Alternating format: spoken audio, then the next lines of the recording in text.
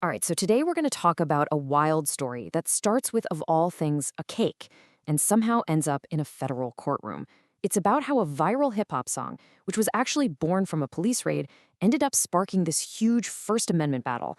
Let's get right into it. And it all starts with this one line.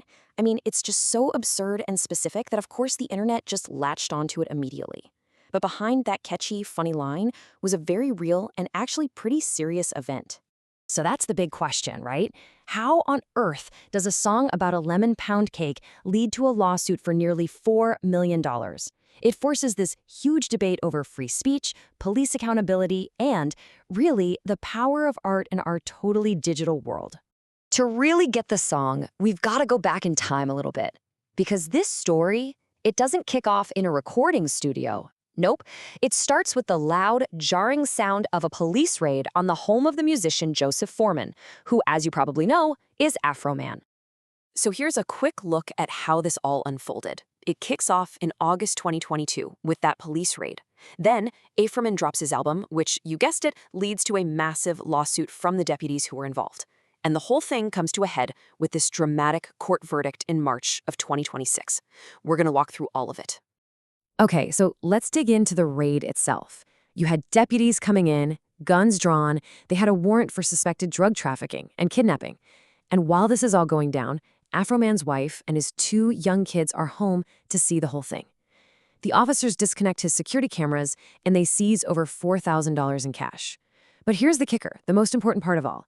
After all of that, no charges were ever filed against him. None. Now, instead of just letting it go, Afroman did something pretty incredible. He took the footage from his own home security cameras, the very evidence of the raid, and he turned it into art. He released this album, Lemon Pound Cake, and used the actual surveillance video in his music videos. And they just blew up online, getting millions and millions of views. He literally turned this traumatic moment into a viral protest anthem. And, well, that viral success is what led directly to the next chapter. The deputies who were in those music videos, without their permission, obviously, they decided to fight back. And not in the YouTube comments section, no. They took it to a court of law. And the scale of this lawsuit was just massive. We're talking 7 deputies suing him for damages. And the numbers they were asking for were staggering. Deputy Phillips wanted $1.5 million. Sergeant Walters and Deputy Newland wanted $1 million each. And then you had hundreds of thousands more from the others. So you add all that up and you're looking at nearly $3.9 million. This was not just them asking him to take the videos down. This was a demand for a sum of money that would change his life forever. They were trying to send a very, very clear message. The lawsuit itself was built on 13 different legal claims.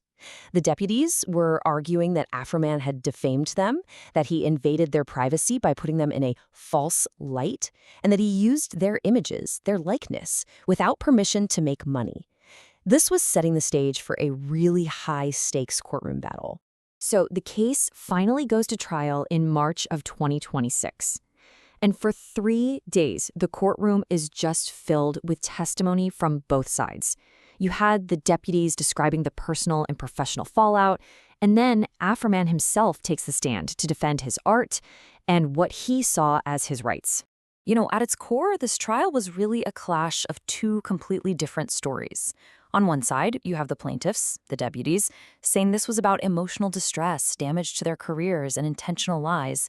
And on the other side, you had the defense framing this as a clear case of artistic expression, a citizen's right to criticize the government, and just one guy trying to process a really traumatic event. Sergeant Randy Walters really captured the deputy's feelings with this one question he posed from the stand. He testified that his own daughter was getting harassed at school because of the songs. So for him and the other officers, this wasn't art. It was a vicious personal attack built on lies that had real damaging effects on their families and their jobs. But then you had Afroman, who showed up to court in this bold, unforgettable American flag suit. He offered this defiant counter-story. He basically argued, hey, this whole situation is their fault. It started with the raid on my house. He saw his music as his constitutional right to speak out, to, as he said, turn his bad times into a good time, and tell his side of the story to the world. So how does the law even begin to untangle something like this? Well, Afroman's entire defense was built on that cornerstone of American law, the First Amendment, but it all hinged on a few really specific legal ideas. Okay, so the whole argument really came down to the legal definition of defamation. And it's not just about saying something mean about someone. It has to be a false statement of fact. Things like pure opinion, satire, and artistic exaggeration, all of that is protected speech. You can't just sue someone for defamation because you don't like their song about you. So Afroman's lawyer argued that nobody listening to a hip-hop track about a lemon pound cake would seriously believe it was a literal fact-for-fact journalistic report of the raid.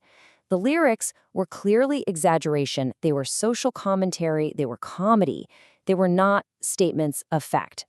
And the defense team proved this point in this one pivotal moment during the cross-examination. It was pretty brilliant, actually. Afroman's attorney asked Sergeant Walters about this one particularly outrageous lyric about his wife. And when Walters admitted that, no, of course the lyric wasn't factually true, well, that showed the jury that everyone in the room understood these lyrics were hyperbole. They weren't meant to be taken as reality. The ACLO actually weighed in on this, and they called the lawsuit a classic SLAP suit. That stands for a strategic lawsuit against public participation.